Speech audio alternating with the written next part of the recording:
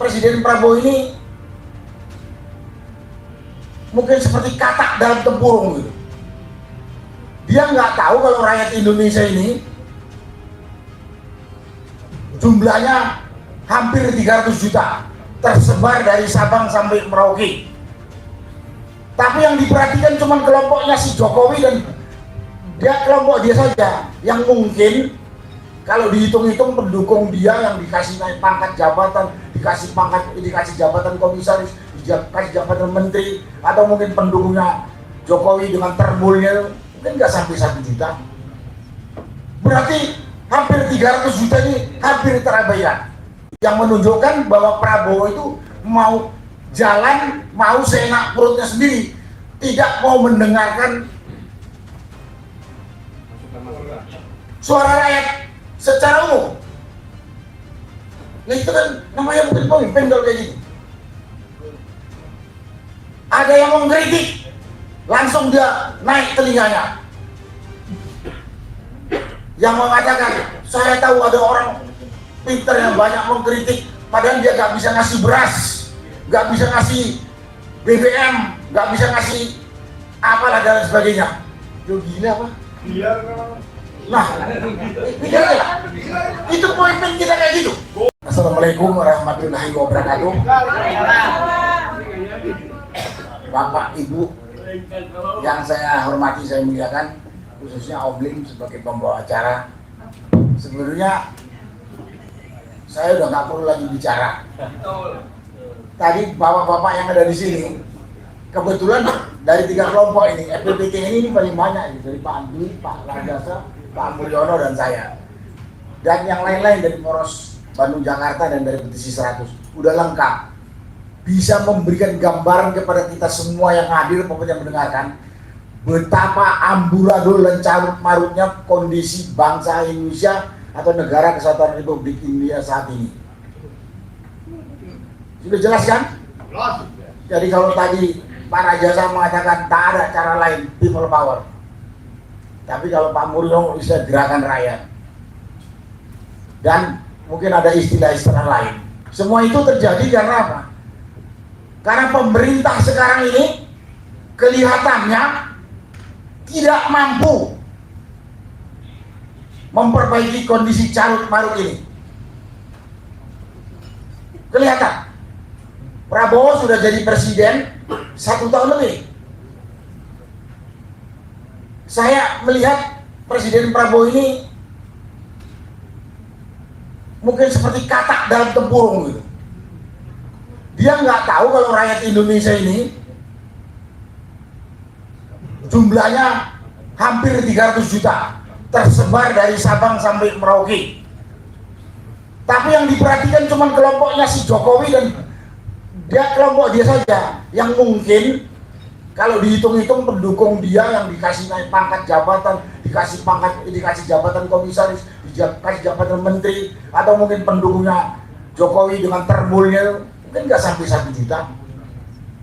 Berarti hampir 300 juta ini hampir terabaikan. Gimana kita melihatnya?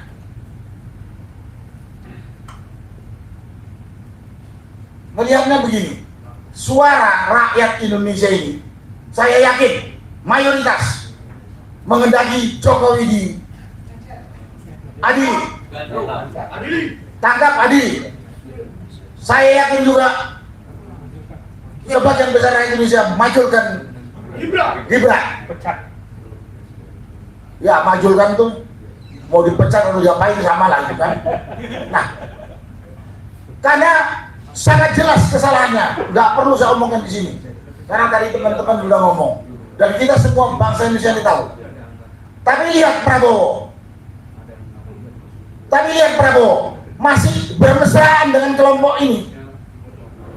Bahkan pada waktu yang lalu dia mengatakan anak buahnya tuh, saya tahu suasana pertemuan di Gerindra itu, tahu ya, dapet kan? Tahu dia teriak hidup Jokowi gitu. Jadi otaknya Prabowo itu yang pikirannya cuma yang dia senengin saja, yang diperhatikan, yang lain enggak. Habis itu dia ngomong, Jokowi itu kopeng saya, Jokowi itu guru politik saya. Apalagi, ya usah main-main, kita ini memang timnya Jokowi. Apa yang dianggap Prabowo ini rakyat Indonesia dia itu saja. Padahal orang yang disebut itu orang yang begitu kotor. Saya katakan Jokowi dan Gibran itu sangat kotor.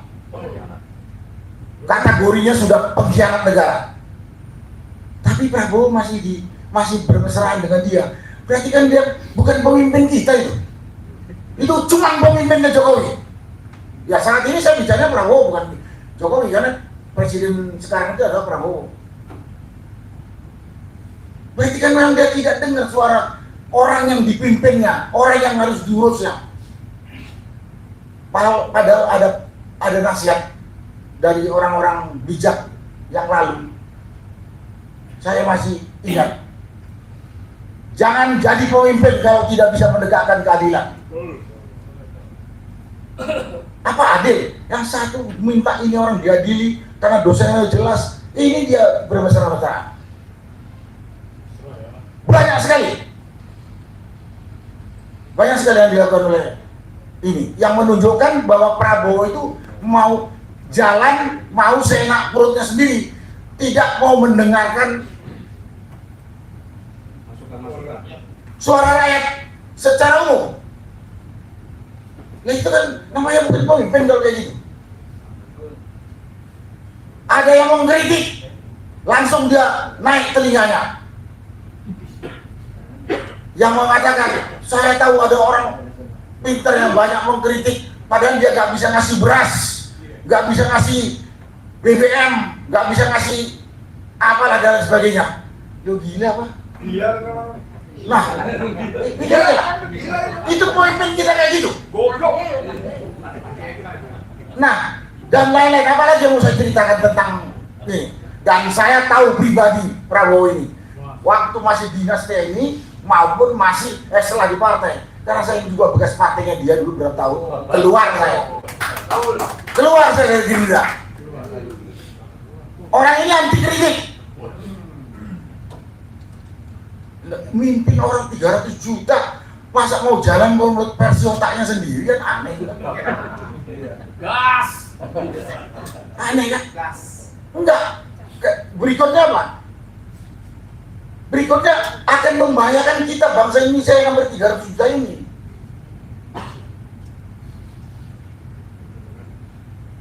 Di samping tadi yang saya katakan anti kritik, sudah terbukti. Dia mengatakan ada yang mengkritik, paling pintar mengkritik. Kalau memang ada orang pintar yang mengkritik, main kelompok dia itu orang bodoh semua gitu. Yes. Betul. Ya kan? Dia bilang ada orang pintar yang kerjaannya mengkritik, padahal dia nggak bisa mengasih ini itu aja. Berarti kelompok dia itu orang bodoh gitu kan. Logikanya kan begitu. Karena gurunya bodoh, Pak. Guru politiknya kan Jadi, bodoh. dan lain-lain. Dan di partai juga seperti itu. Ini negara demokrasi. Dia duduk di situ atas pilihan rakyat. Tentunya dia menjalankan maunya rakyat. Secara umum, maunya rakyat itu sudah tertulis dalam konstitusi.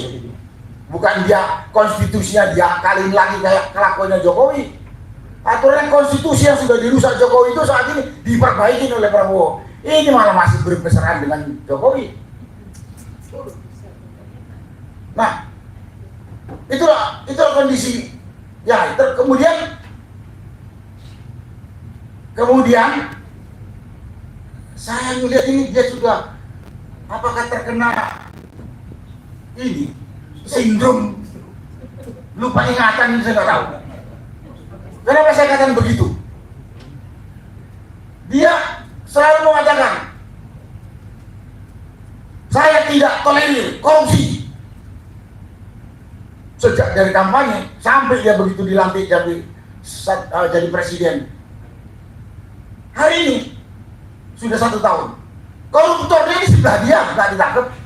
Yang paling gampang ya Jokowi, Luhut, banyak, ada Bahlil dan segala macam. Nah, makanya saya bilang mungkin dia begitu naik di panggung Ingat dia, korupsi harus saya bantah, harus saya berantas. Begitu turun dia lupa. Ya nggak tahu saya. Di samping itu gampang apa ya? Kalau saya bilang dia tuh ya mungkin gampang ditipu sama anak buahnya gitu. Atau orang lingkarannya, anak MUI lingkaran saya. Kenapa? Kasus demo di bulan Agustus katanya dia terlambat. Kemarin bencana juga dia terlambat tahu. Padahal mata dan telinganya presiden itu 300 juta rakyat Indonesia itu. Ya kalau disusun menteri 40, kepala badan tetek bengek, kepala daerah berapa ribu itu. Tapi dia terlambat, buntut terlambat rakyat mati. Buntut terlambat rakyat mati. Dia sih nggak mati dia. Tapi ada juga yang aneh. Kayaknya gagah banget kalau di forum ini atau di podium mau disikat semua setan itu segala macam gitu.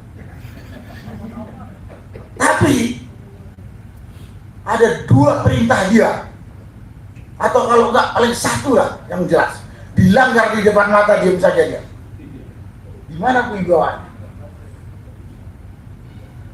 Oleh Kapolri kebetulan.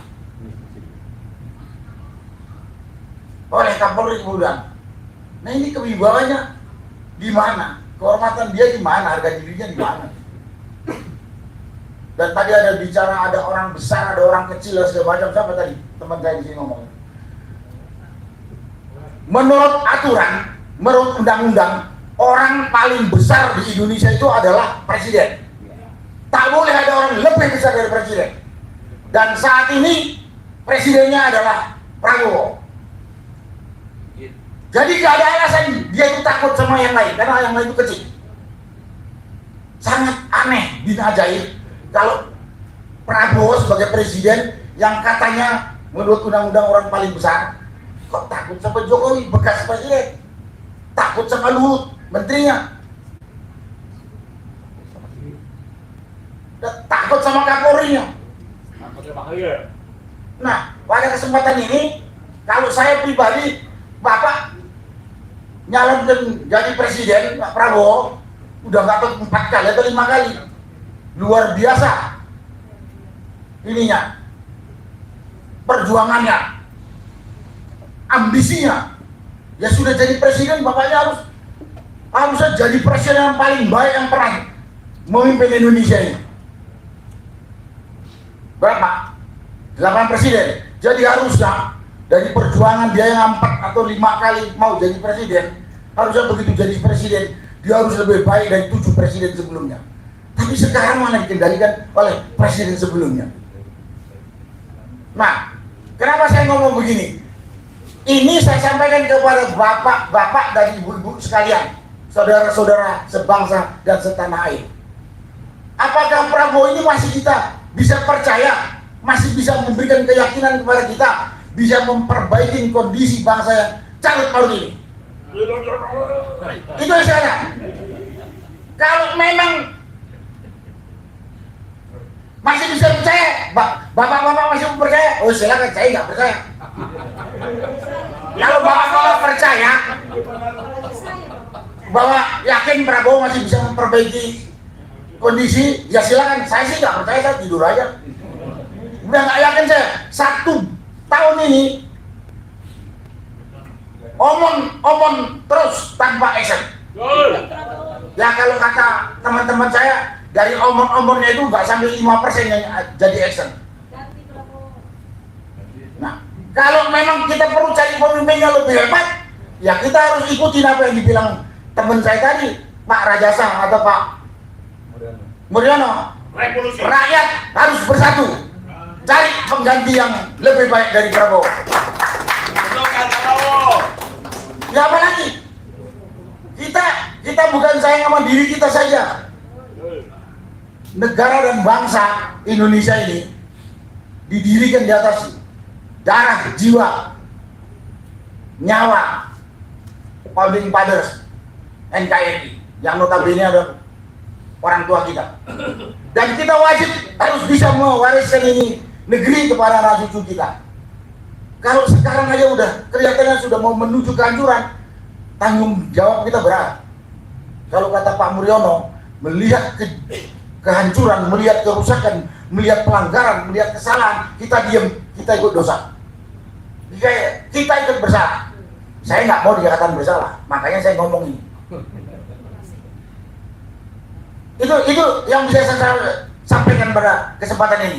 Banyak sekali di kepala saya ini. Kalau saya sampaikan nanti mungkin Bapak Ibu bosan dengarnya. Tapi saya cuma mau tanya, Bapak masih punya keyakinan Prabowo masih bisa memperbaiki bangsa dilihat dari unjuk kerja dia 1 tahun ini? Iya. Kalau enggak ya kita harus ganti. Rakyat punya hak untuk ganti. Masih. Nah kalau yang masih silakan monggo. Saya nggak percaya sudah. Kalau ada bilang orang besar, orang kecil, yang saya tahu di satu negara yang berbentuk republik ini, orang paling besar itu adalah presiden. Kalau dia masih takut pada orang lain, memang dia nggak pantas jadi presiden. Betul. Wah, kalau ayam saya mending tikus gua.